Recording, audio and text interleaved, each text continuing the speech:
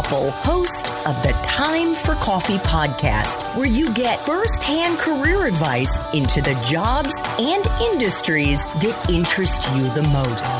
And before we start today's show, I have a quick favor to ask you. If you haven't already, I'd be incredibly grateful if you give us a rating and a review on iTunes. And if you're like me, you need to do it now because you'll forget later and because it's the best way to help others who may be in search of career advice to find this free resource. So press pause if you haven't done it and do it right now. I'll wait. Thanks so much and enjoy today's show. Hey there, Java Junkies. Welcome to another K-Cup mini episode of Time for Coffee. By the way, K-Cups come in 3 sizes, single, double, and triple shots, or roughly 1 minute, 5 minutes, or 10 minutes in length. So if you don't have time to throw back an entire caffeinated career conversation, these K-Cup mini episodes of T4C can give you a quick caffeinated fix, whether you're on the go or you only have a few minutes to binge. So grab your mug and take a chug, because it's time for a caffeinated career double shot K-Cup with my guest, Robb Gilbear. I know, Robb, that you, as somebody who is studying Reiki, and you're a level 1 Reiki, can I call you master? Is that appropriate? Reiki master is the level up. I'm practitioner. Okay, Reiki practitioner, which if you're not familiar with it, is all about moving energy in the body. And you also very much believe in something that I subscribe to, and that is that the universe sends us messages. And we need to listen. We need to be aware.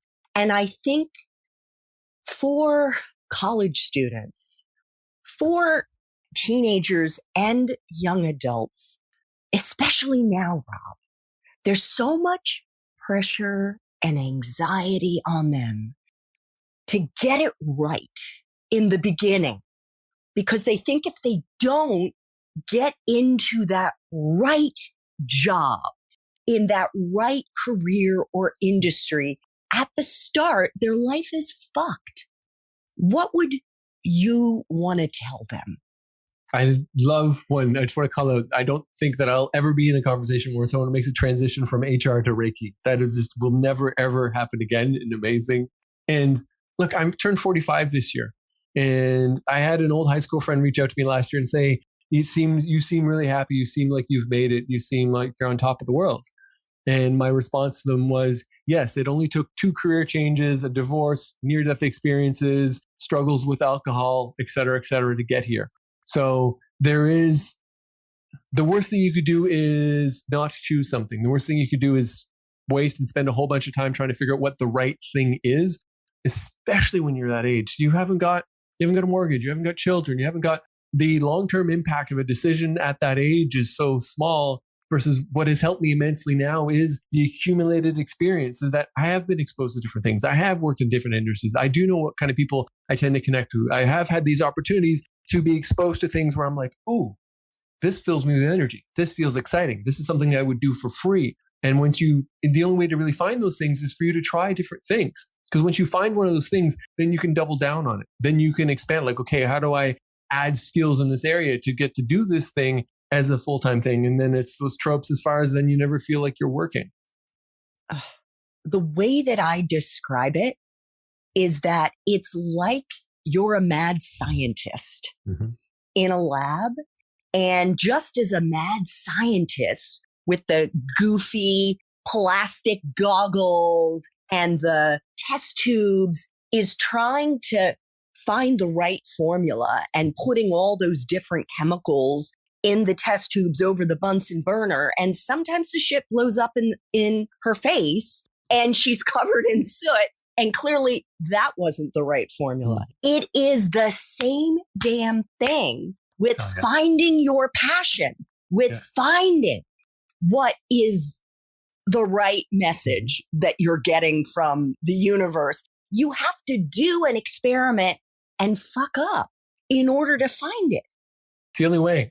Without those fuck ups, there's no learning. That's where the real experience is. That's where the real learning is. And you have no idea. You've got no data or no feedback to go on. So the scientist, mad scientist, and her with her test tubes is the beautiful analogy, because that's how you get information. That's how you get data. That's how you get feedback. So you know, like, okay, not that, but the biggest screw ups are the things you learn the most from. And I can say that now because of all the ups and downs I've been through.